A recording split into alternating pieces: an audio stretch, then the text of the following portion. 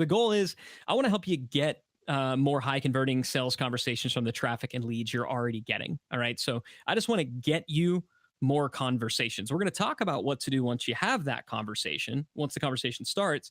But we're really going to kick off by talking about those conversation starters. And I guess the question that I would lead with is, what is the highest converting sales medium of all time, right? So if we think about radio, if we think about television, obviously we have the web. Um, what's the highest converting sales medium of all time? Absolutely, absolutely, absolutely. Face to face is the highest converting sales medium. It's more engaging, it's more interactive, but also when you're in the midst of that conversation, you can pick up the different nuances, right? You can see if somebody's not quite getting it. You can respond to that. If they pose an objection, you don't just have to hope they read the FAQs at the bottom of the web page or stay until the end of the webinar where you're going to answer all the objection overcoming questions, right? They ask it, you respond. Um, that's how face to face works. That's how conversations work. Now, what's the problem with this, right? Why doesn't everybody then just do face to face? Well, the problem is Mikey, the marketer over here says, yeah, but face to face doesn't scale, right? And so this is, and I think it's one of the reasons that David Cancel and I got to become friends, is we realized at kind of the same time that we both hated this idea of scale as the essential. How am I ever going to be able to get rich while sitting on a beach if we don't figure out how to get this thing to scale, right? Or how am I going to be able to scale my team and hire a bunch of people to fill this office space that we just got if we don't figure out how to make this thing scale? Like, you have no idea what an astounding problem and fun problem that issue of, dang it, everything's working, it just won't scale, is to solve. And so, yeah, we need to get there. And we need to ask ourselves, really, when did this idea of scale become the goal? Like, when did that become the way that just about any idea in almost any company could get killed? And that's how it works. In a lot of companies, you throw out a great idea, you try something and it works. Quickest way to kill this, say, yeah, but it just won't scale, right? I ask myself, like, why did that happen? And also, when did not talking to our customers become a goal, right? I feel like that's been kind of the goal of a lot of marketing automation tools, right? You're going to write these emails once, leads are going to fill out their contact information into forms, and then it's all going to be automated robotically, and you won't have to talk to a prospect ever again, right? Why did we all just agree and accept that that's a universally positive thing? And, how did we get here? And more importantly, who can we blame for this? All right. Well, I believe, and this is going to sound a little bit odd at first, but I believe that digital marketing is to blame for the overemphasis on scale. And I believe that as a founder of Digital Marketer, I am allowed to say that, right? I can make that joke. I can blame my people and my profession, and the reason is digital marketing worked, right? Digital marketing has simply, in many cases, generated too many leads, right? It's generated the problem of all of these different leads coming in. How do we now scale all this lead gen? And so, looking at that question, I asked myself, okay, who else has this problem out in the real world? Right. So when you've identified a problem in your business, it's kind of just a separate sort of throw in lesson. If you identify a problem, challenge in your business, asking yourself who else has dealt with and solved this same problem, this same challenge, even if it's not in my industry. It's a really good place to start. So I thought, for example, who else has this issue of too many leads? Well, the DMV, they have this challenge, right? So what do they tell you? What's their solution? Take a number, right? That's not very good. We know that leads become kind of almost valueless after about 5 minutes. So that's probably not ideal. Apple, until kind of recently, had this issue. What did they say? They said, stand in line, right? Same kind of issue. But digital marketers, they've had a solution that's, I guess, much, much, much better than lines. And that is the funnel, right? So the funnel has been the answer to the problem of scale. But if you look at this idea of the funnel, if you look at it closely, and these are just images that I did a search for: sales funnel, marketing funnel.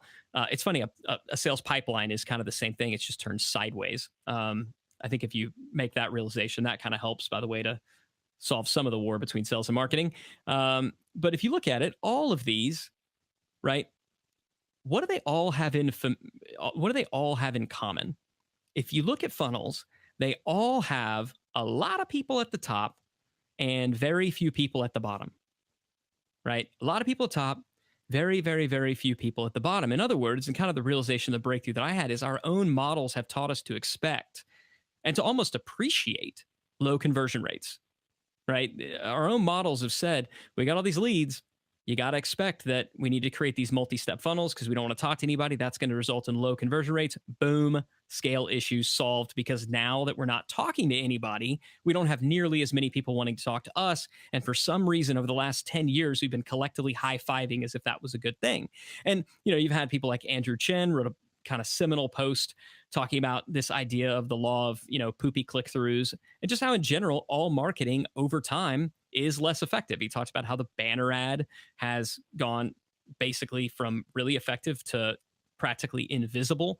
I did some research on the average landing page conversion rate. That's now down to 2.35%. Again, a lot of variables there, but that's, when you look at it, average email open rate, this one actually seemed high, 24.8%. That does take into account transactional emails that people want to open, though. That's gotten much lower. And here's a biggie. The percent of human beings excited about receiving a sales call from a stranger, that, and this is from my own research that I did, is approximately 0%, right? And that source there is from nearly 4 decades of human existence, right? So what's the solution, right? What do we need to do to solve this problem? Well, we need more traffic. We obviously need more leads, and we need scale. We need scale, and we need more scale to solve this issue that we kind of created to solve the scale issue at the outset, which is things aren't converting as well because of this funnel.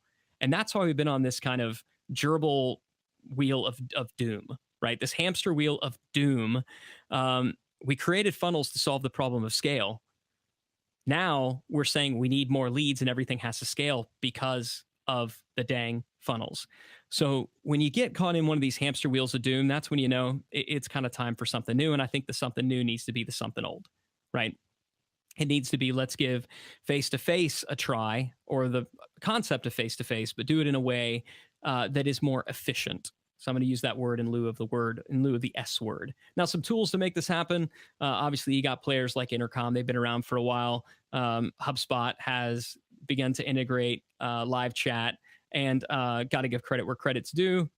Drift, I truly believe that they have perfected conversational marketing as a platform, not merely just chat, but when it comes to the platform, they're the tool that we use. And I'm not just saying that because this is their thing. They're actually the one that we use.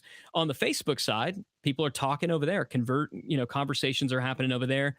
We use ManyChat for that. So that kind of gives you a sense of some of the tools that are out there, and specifically some of the tools that we use. Just want to throw that out there since I know we get asked that question a lot. All right. So got a sense of the why, got a sense of the tools.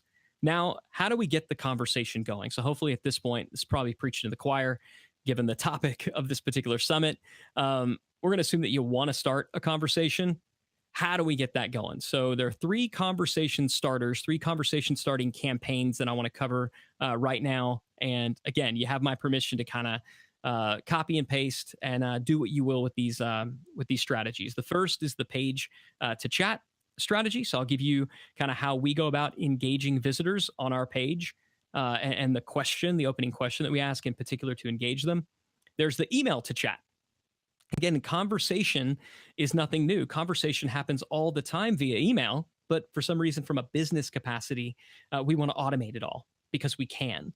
It's really important. This is a critical distinction that might be a writer downer. Just because you can doesn't mean you should, right? Just because we can automate email doesn't mean we necessarily should automate every single email communication. And also, if you're saying to yourself, that's all fine and dandy, Ryan, but I don't really have a lot of people coming to my page yet. I don't really have a lot of email subscribers. You can actually buy advertising that will trigger a conversation. And that may sound crazy.